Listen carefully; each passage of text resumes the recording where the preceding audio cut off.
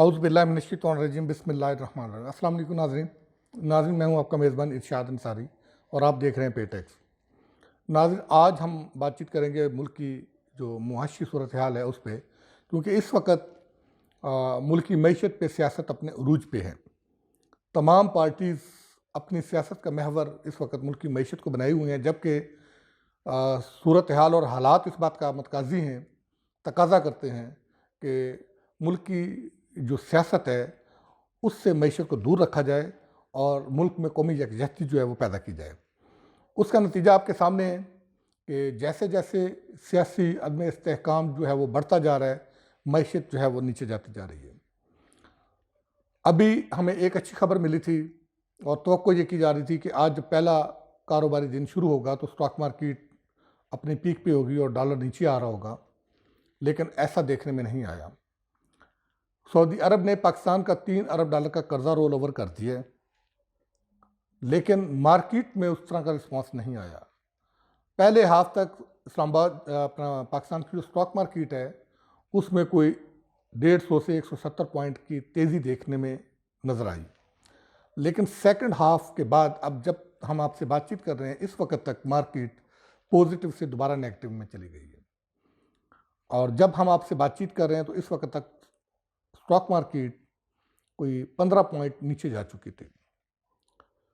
اب یہ کیا عوامل ہیں، کیا بات ہے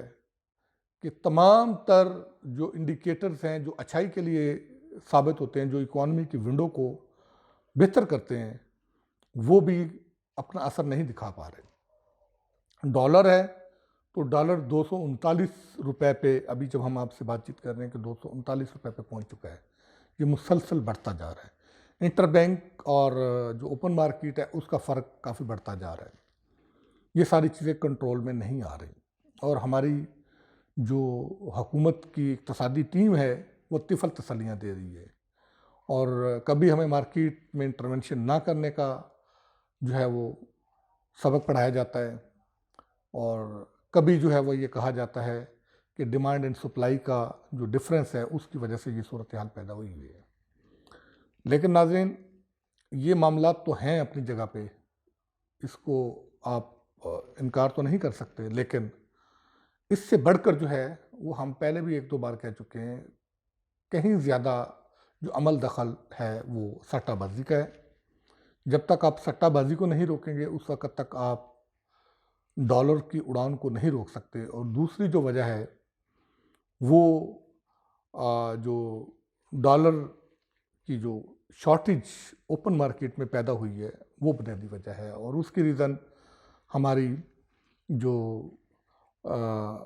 پہلے بھی ہم نے بتایا جو امپورٹ بل بڑھ رہا ہے، چونکہ ہم فارمل طریقے سے بینکنگ چینل سے کچھ ممالک کے ساتھ جو ہمارے پڑوسی ممالک ہیں جہاں سے ہمیں امپورٹ کی جو کاسٹ ہے وہ بھی کم پڑتی ہے،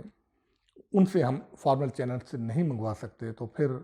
لوگ انفارمل چینل سے منگواتے ہیں اور پھر ان کو ڈالر کی ضرورت ہوتی ہے تو پھر اوپن مارکیٹ سے ڈالر لیا جاتا ہے، اس کا الٹیمیٹلی پریشر آتا ہے۔ افغانستان کی بھی ایک وجہ ہے، تو افغانستان بھی اپنی تمام تر جو ضروریات پوری کرتا ہے چونکہ اس کو بھی ڈالر میں پے کرنا پڑتی ہیں، اور اس کے لیے بھی جو سامان آتا ہے وہ بھی کیونکہ بارڈر ہمارا بڑا طویل ہے، فینسنگ ہم نے کی ہے، لیکن اس کے باوجود بہت سارے ایسے راستے ہیں جہاں سے ابھی افغانستان جو ہے وہ اللیگل سامان جا بھی رہا ہے اور آ بھی رہا ہے،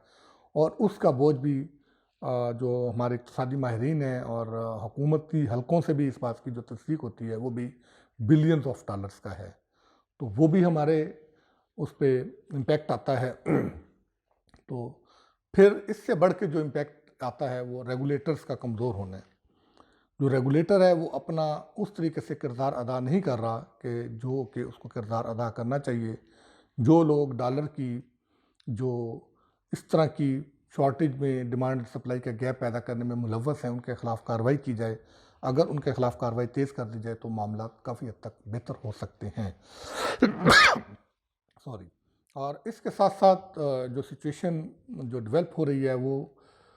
سیلاب کے بعد جو حالات وسط جس کا بار بار ہم ذکر بھی کرتے آئے ہیں، خدشہ بھی ظاہر کیا جا رہا ہے، وہ اب اس کے اثرات جو ہے وہ ظاہر ہونا شروع ہو گئے ہیں۔ اگرچہ پچھلے 2 ہفتوں سے مسلسل مہنگائی میں جو اضافہ تھا وہ نہ صرف رکا، اس میں ڈکلائننگ کا جو ٹرینڈ جو ہے وہ دیکھنے میں آیا، لیکن وہ ڈکلائن بہت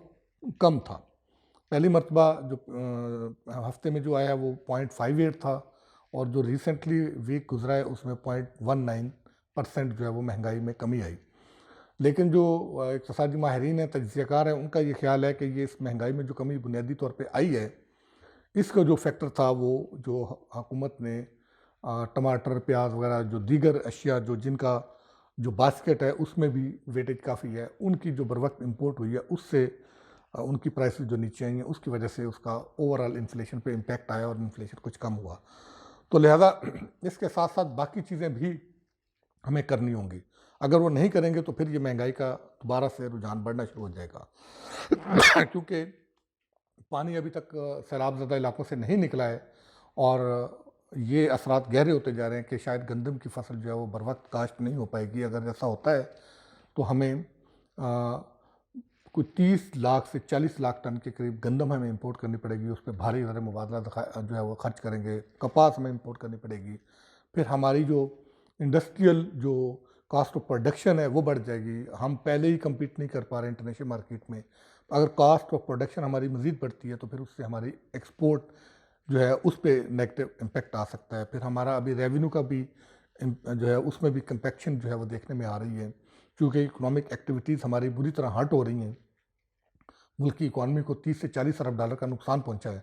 یہ جو بھی سیلاب آیا ہے. اس کی وجہ سے ریونیو پہ بھی کافی اس کے نیگیٹو اثرات دیکھنے میں آ رہے ہیں. اب ایف بی آر نے اگرچہ جو ہے وہ ایکسٹرا ایفرٹس جو ہیں وہ کرنا شروع کر دی ہیں، اور